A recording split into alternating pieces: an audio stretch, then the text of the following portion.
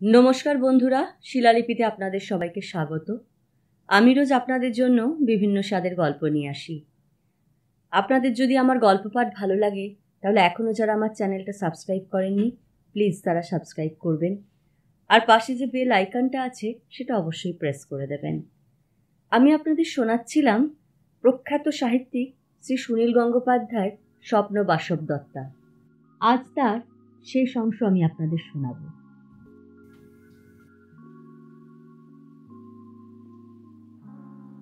হত্যা ও রক্তের দৃশ্য তাঁর সহ্য হয় না। বিশেষত তাঁর চোখের সামনেই আরুণী নিজ হস্তে নিজের মুন্ডু কেটে ফেলেছিল। সে বীভৎস দৃশ্য বারবার তাঁর চোখে ভেসে আসছে। রাজ্য লোভের এই পরিণতি।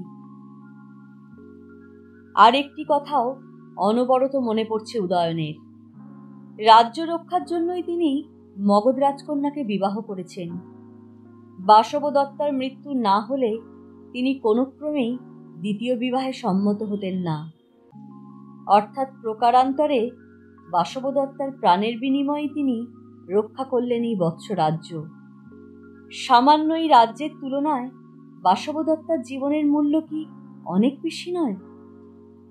রাজকুমারী পদ্মাবতীর অহংকার শূন্য সরল ব্যবহারে তিনি মুগ্ধ হয়েছেন। পদ্মাবতীর মতন নারীকে কোনো ক্রমেই অবহেলা করা সম্ভব নয়। বিশেষত সে এখন তার ধর্মপত্নী। পদ্মাবতীর প্রতি তিনি অবিচার করেছেন, বড় স্বল্প সময় কাটিয়ে এসেছেন তার সঙ্গে। এখন পদ্মাবতীর সঙ্গে আবার সাক্ষাৎ করবার জন্য তিনি উন্মুখ হয়ে আছেন। সেই জন্য তিনি এক বিচিত্র মনোবেদনা অনুভব করেছেন।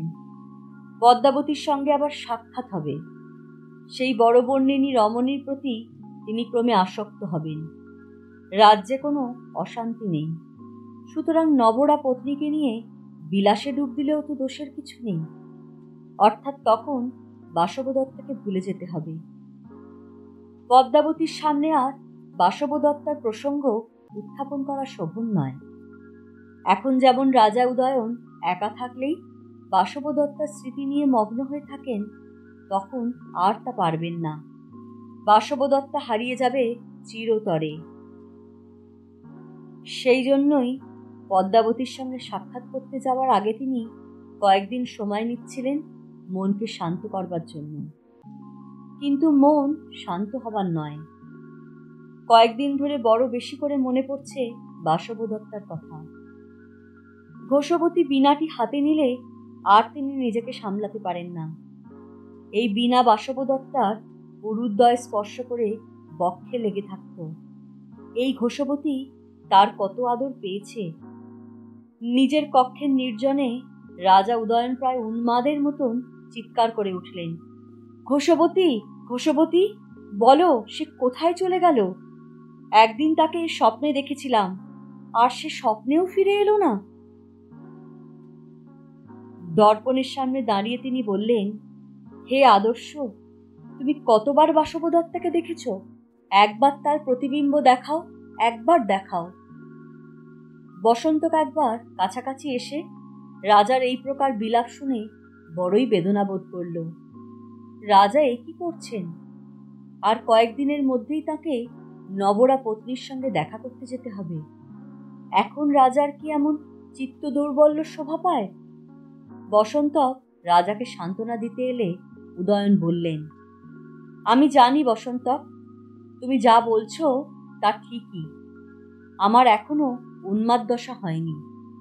সর্বগুণান্বিতা পদ্মাবতীকে আমি অবহেলা করতে পারি না। তার তো কোনো দোষ নেই। তার প্রতি আমার মনে প্রবল প্রীতির ভাবই জন্মেছে।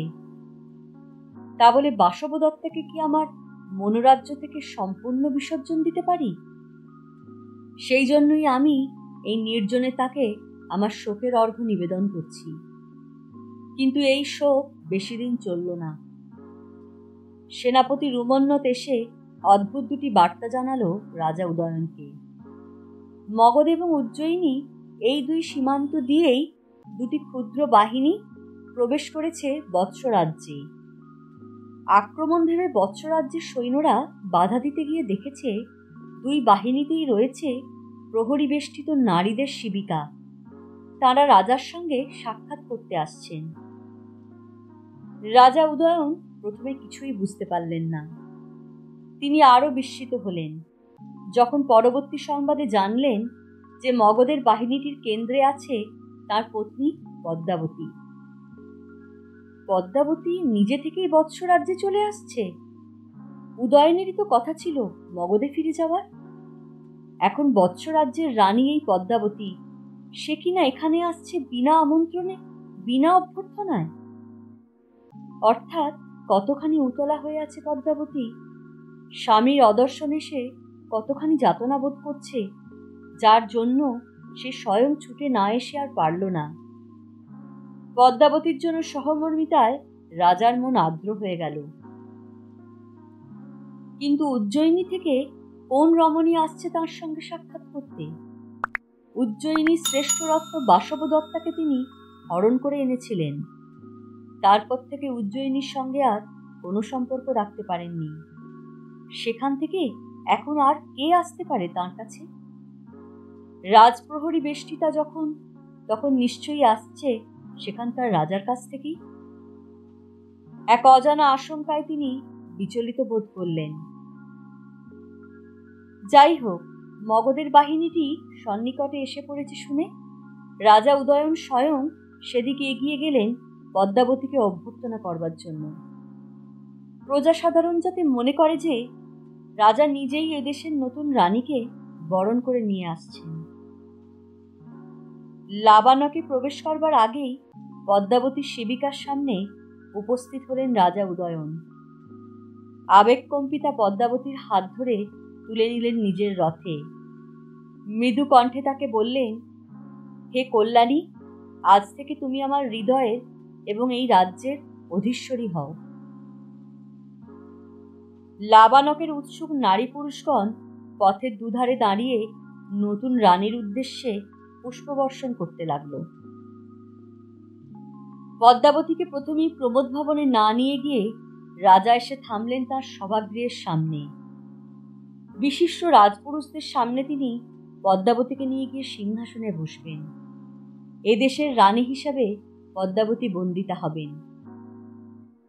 অনুষ্ঠানের মধ্যপথেই প্রতিহারী এসে ঘোষণা করল যে উজ্জয়িনী থেকে মহারাজ মহাসেনের দূত হিসেবে তার কঞ্চুকি এবং মহিষী অঙ্গারবতীর কাছ থেকে তার দূত হিসেবে বাসবদত্তার ধাত্রী বসুন্ধরা দ্বারে উপস্থিত। তারা রাজা উদয়নের সাক্ষাৎ প্রার্থী। উদয়ন বিষাদ ও শঙ্কা মিশ্রিত নয়নে তাকালেন পদ্মাবতীর দিকে। ওরা কি আর একটু পরে আসতে পারত না?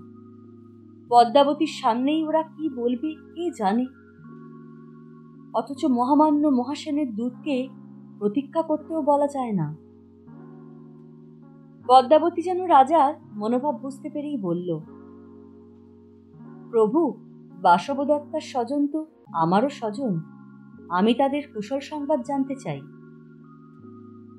যা হয় হোক, এই রকম স্থির করে রাজা প্রতিহারীকে বললেন, ওদের সসম্মানে নিয়ে এসো।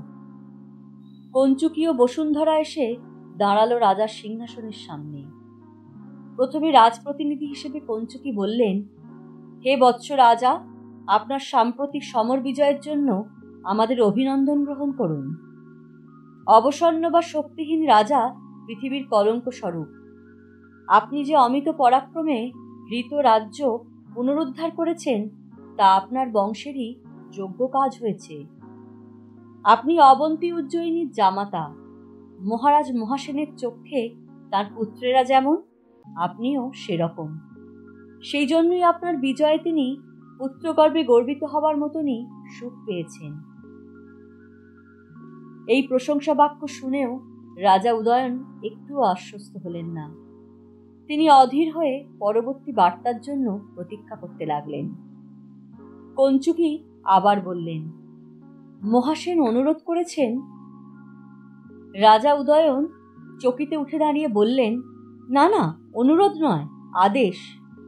আগে বলুন, আমার পিতৃবৎ রাজা মহাসেন এবং রাজমাতা অঙ্গারবতীর সর্বাঙ্গীন কুশল তো? তারপর বলুন, মহারাজ আমার প্রতি কি আদেশ করেছেন। কঞ্চুকি প্রসন্ন মুখে বললেন, বৈদেহী পুত্রের যোগ্য আচরণই করলেন। এখন আপনি আসনে বসেই আমার বাকি কথা শুনুন। হ্যাঁ, আমাদের মহারাজ ও মহারানী কুশলেই আছেন এবং তারা কন্যা জামাতাকে দেখবার জন্য অতি উৎসুক। যত শীঘ্র সম্ভব আপনি সস্ত্রীক উজ্জয়িনীতে আসুন। আর 2 দিন পরেই শুক্লা দ্বাদশী, যাত্রার পক্ষে অতি শুভ সময়। বৃদ্ধ কঞ্চুকির মিষ্ট বচন নয়, রাজা উদয়ন যেন বজ্রের নির্ঘোষ শুনছেন। উজ্জয়িনীতে কন্যা জামাতার নিমন্ত্রণ! এরা কি জানেন না বাসবদত্তার মৃত্যু সংবাদ? কিন্তু এখন আর সত্য গোপন করার পথ নেই। দণ্ডায়মান অবস্থাতেই রাজা উদয়ন দীন কণ্ঠে বললেন, আমি অবিবেকী। আমি শট প্রতারকের মতন উজ্জয়িনী থেকে একদিন মহাসেন কন্যাকে বলপূর্বক হরণ করে এনেছিলাম। তবু তিনি যে আজ আমায় পুত্র স্নেহে স্মরণ করেছেন, সে তাঁর মহানুভবতারই চরম পরিচয়। পৃথিবীর রাজগণের উত্থান ও পতনের যিনি প্রভু, সেই রাজা মহাসেন দয়া করেছেন বলেই আমি আরুণীর সঙ্গে সমরে বিজয়ী হয়েছি। তবু হে প্রাজ্ঞ কঞ্চুকি, আপনি শুনুন। আমি সেই মহাভাগের দয়ার মর্যাদা রাখতে পারিনি। তিনি প্রশ্রয় দিয়েছেন, তবু আমি অযোগ্য প্রমাণিত হয়েছি। নিরালা প্রান্তরে স্বর্ণকলস শিয়রে রেখে কোনো পথিক যদি নিদ্রিত হয়ে পড়ে, তার যে দশা হয়, আমারও তাই হয়েছে। আমি বাসবদত্তাকে হারিয়েছি। এ সংবাদ জানলে আমার প্রতি মহাসেনের সব স্নেহ অন্তর্হিত হবে। তিনি ন্যায্য কারণেই আমার প্রতি ক্রুদ্ধ হবেন। কঞ্চুকি বললেন, রাজা, এ সংবাদ আমরা পূর্বাহ্নেই জানি।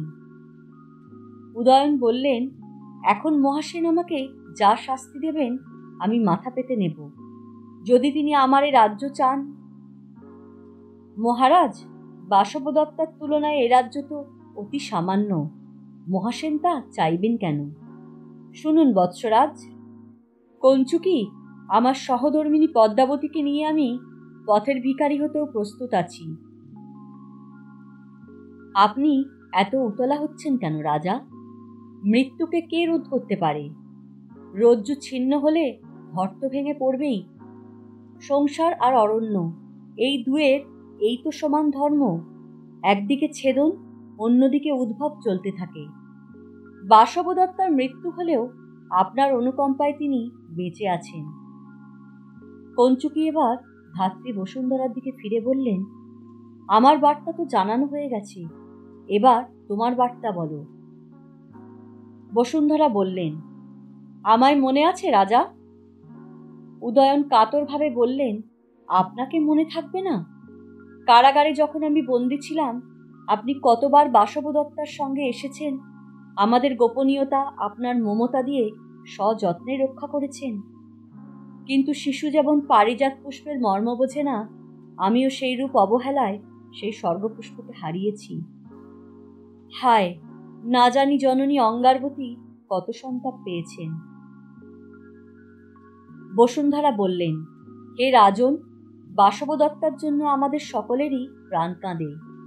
জননী অঙ্গারবতী আপনার প্রতি অত্যধিক অপথ্য ভাব হেতু সেই শোক কিছুটা দমন করতে পেরেছেন। তার চোখে আপনি তার অন্য 2 পুত্র পালক ও গোপালকেরই মতন।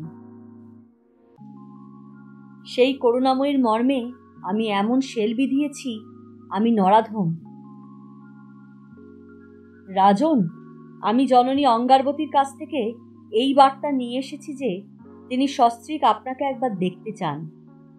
আপনি যেমন তার পুত্রবৎ, সেইরূপ পদ্মাবতীও তার কন্যাস্বরূপা। আপনাদের দুজনকে তিনি নিজ কন্যা জামাতার মতন বরণ করবেন। এমন মহানুভবতাও সম্ভব? আমি তস্করের মতন তার কন্যাকে হরণ করেছি, অগ্নি সাক্ষী করে বিবাহ পর্যন্ত করিনি সেখানে। বিনা শিক্ষার ছলে তাকে দিয়েছি আমার প্রণয়। অত্যধিক চঞ্চলতা হেতু এখানে আসার পরও ক্ষমা প্রার্থনা করে পত্র দিইনি।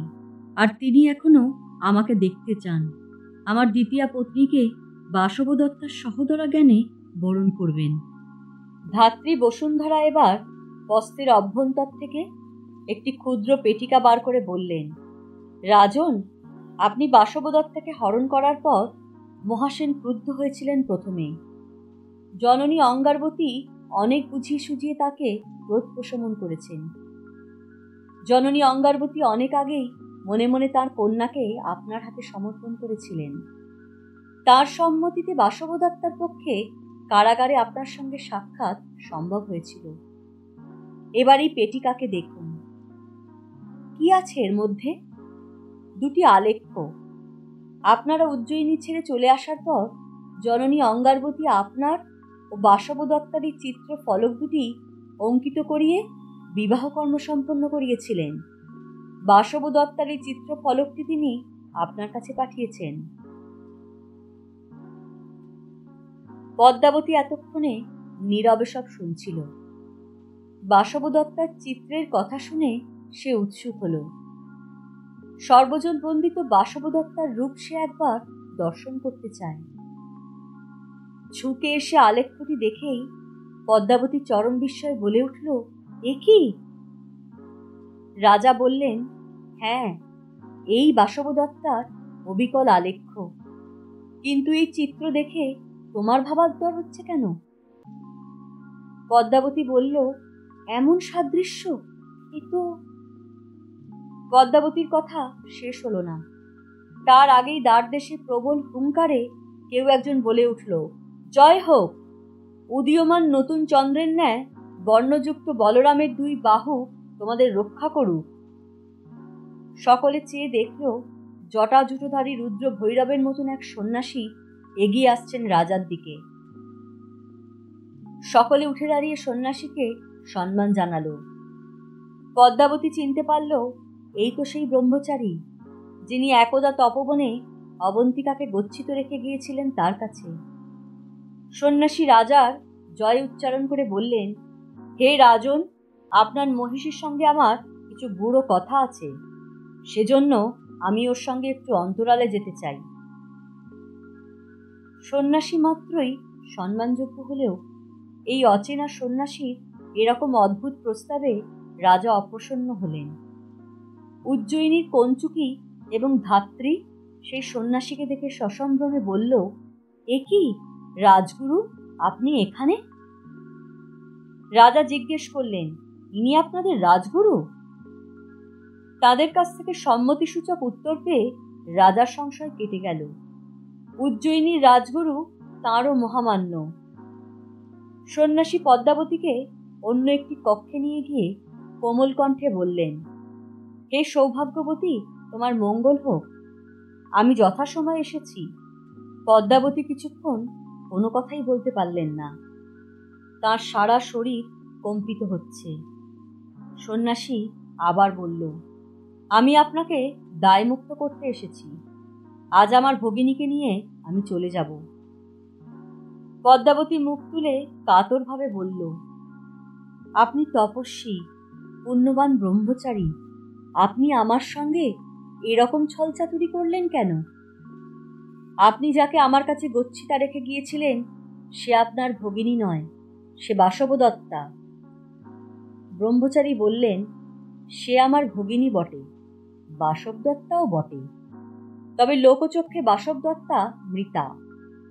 সে যেমন অবন্তিকা সেজে আছে, সেই পরিচয়ে সে আমার সঙ্গে চলে যাবে। কেউ তার কথা জানতে পারবে না। কিন্তু আমি তো তার কথা জানি।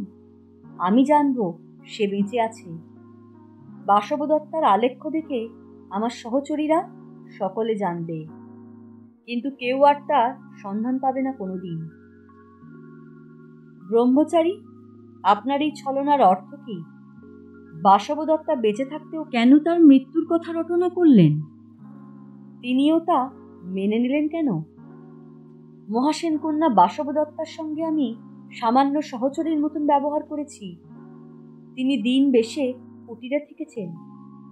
তিনি জীবিত আছেন জানলে আমি কিছুতেই। ছি ছি, আমায় কেন এমন বিবেকানলে দগ্ধ করালেন আপনি? রাজপুত্রী, আপনার বিবেকানলে দগ্ধ হবার কোনো প্রয়োজন নেই। আপনি এতদিন বাসব দত্তকে আশ্রয় দিয়ে আমার মহা উপকার করেছেন। আমি তার সামান্য প্রতিদান দিতে চাই। এটা নিন। সন্ন্যাসী একটি অতি ক্ষুদ্র তামার কৌটো এগিয়ে দিলেন পদ্মাবতীর দিকে। এতে কি আছে? বিষ, অতি তীব্র বিষ। অবন্তিকাকে বিদায় দেবার আগে আপনি তাকে কিছু খাদ্যদ্রব্য খেতে দিন, তাতে মিশিয়ে দিন এই বিষ। তারপর আমি অবন্তিকাকে নিয়ে যাব। পথেই তার মৃত্যু হবে। সে এবারে সত্য সত্যই হারিয়ে যাবে চিরতরে। আপনি নিশ্চিত হবেন যে সত্যি আপনার কোনো স্বপত্নী নেই। আমি তাকে বিষ দেব? হ্যাঁ, এটাই একমাত্র পথ। আমি সেই নিরপরাধ কোমল স্বভাবের নারীকে বিষ দেব? আপনি আমায় এত নীচ ভাবছেন? আমি এত পাপিষ্ঠা? বিষের পাত্রটি ছুঁড়ে ফেলে দিয়ে পদ্মাবতী তীক্ষ্ণ স্বরে বলল, সত্য করে বলুন তো, আপনি কে? আপনি ব্রহ্মচারী না কোনো দুরাচার? যোগেন্দ্রনারায়ণ হাসি মুখে বললেন, আমি ব্রহ্মচারীও নই, দুরাচারও নই। আমি এ রাজ্যের মহামন্ত্রী। বিশেষ প্রয়োজন সিদ্ধ করবার জন্য এই বেশ ধরেছি এবং কিছু কিছু মিথ্যার আশ্রয় নিয়েছি। পরে সব কথা আপনাকে খুলে বলবো। পদ্মাবতী বিস্ফারিত নেত্রে তাকিয়ে রইল যোগেন্দ্রনারায়ণের দিকে। যোগেন্দ্রনারায়ণের মুখের ভাব সম্পূর্ণ বদলে গেছে। যেন এক দীর্ঘ বিপদসংকুল দুর্গম যাত্রাপথের উপান্তে এসে পৌঁছেছেন তিনি। বাষ্পরুদ্ধে কণ্ঠে বললেন, রাজপুত্রী, আপনি যে বিষ দেবেন না তা আমি জানতাম। এবার তাহলে আপনার হৃদয়ে যে অমৃত আছে, বাসব দত্তাকে তার কিছুটা ভাগ দিন। সে অনেক দুঃখ সয়েছে। পদ্মাবতী বলল, আমি এখনো কিছুই বুঝতে পারছি না। সর্বগুণান্বিতা বাসব দত্তার এই দুর্ভাগ্যের জন্য দায়ী কে? আপনি কেন তাকে আমারই আশ্রয় রেখে গিয়েছিলেন? যোগেন্দ্রনারায়ণ বললেন, সব কথা এখনই বিস্তারিত করে বলার সময় নেই। ক্রমে সবই জানতে পারবেন। শুধু এইটুকু জেনে রাখুন, এই প্রকারই বোধহয় নিয়তির বাসনা ছিল। এতে আপনাদের দুজনেরই মঙ্গল হবে। বাসব দত্তাকে আপনার কাছে রেখে গিয়েছিলেন দুটি কারণে। বাসব দত্তা যে এতদিন অজ্ঞাতবাসে ছিলেন, তাতেও তার চরিত্র সম্পর্কে কেউ কোনো সন্দেহ প্রকাশ করতে পারবে না, কারণ আপনি স্বয়ং তার সাক্ষী। দ্বিতীয়ত, বাসব দত্তকে অকস্মাৎ একদিন আপনার স্বপত্নী রূপে দেখলে তার প্রতি আপনার বিরাগ বা ঈর্ষা জাগতে পারত। কিন্তু এতদিন মেলামেশায় আপনি তার কোমল মধুর স্বভাবের পরিচয় পেয়েছেন।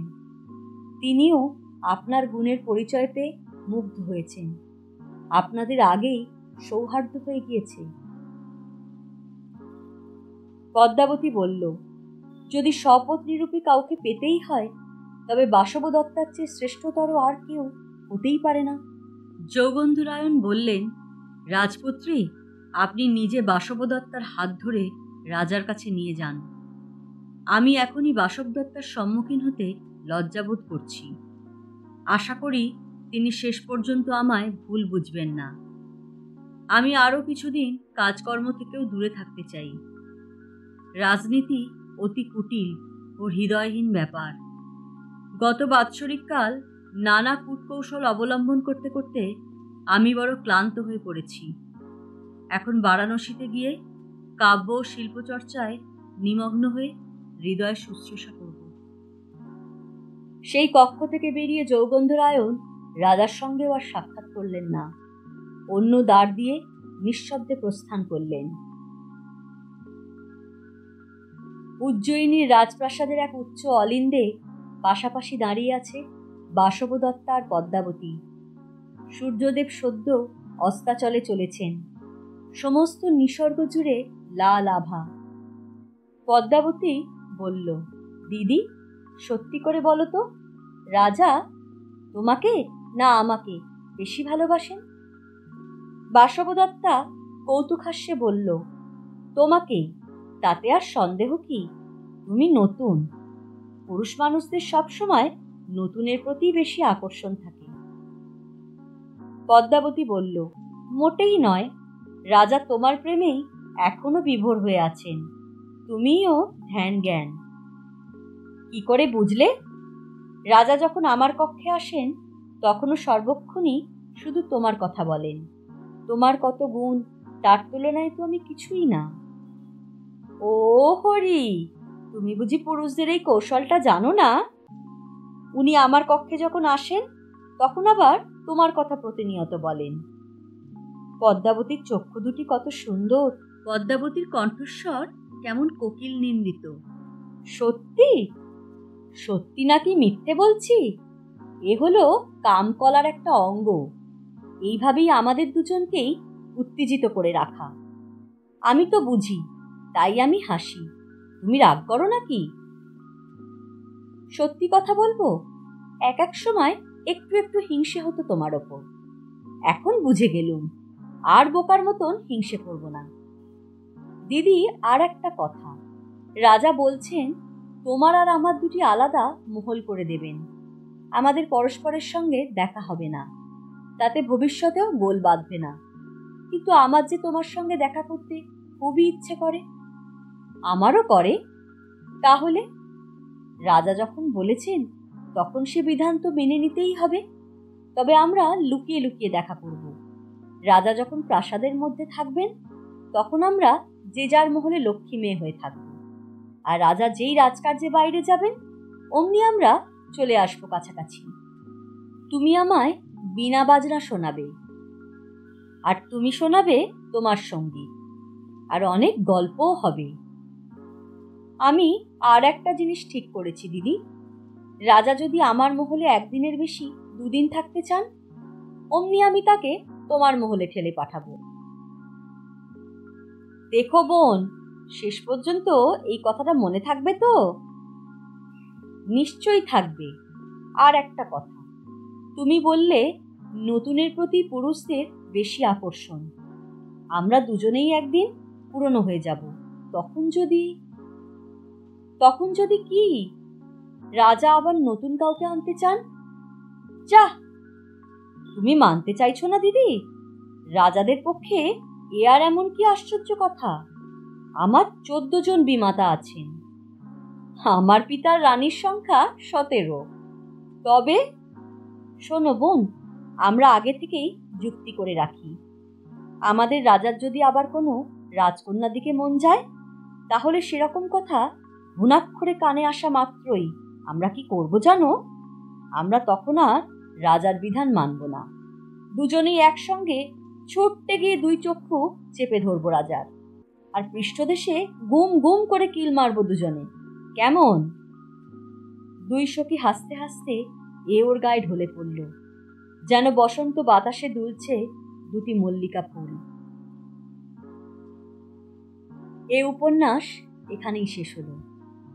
যদি আমার গল্প পাঠ আপনাদের ভালো লেগে থাকে তাহলে আমার চ্যানেলটা অবশ্যই সাবস্ক্রাইব করবেন, একটা লাইক দিয়ে যাবেন, কমেন্টস করে জানাবেন আপনাদের কেমন লাগছে। আজকের মতো নমস্কার।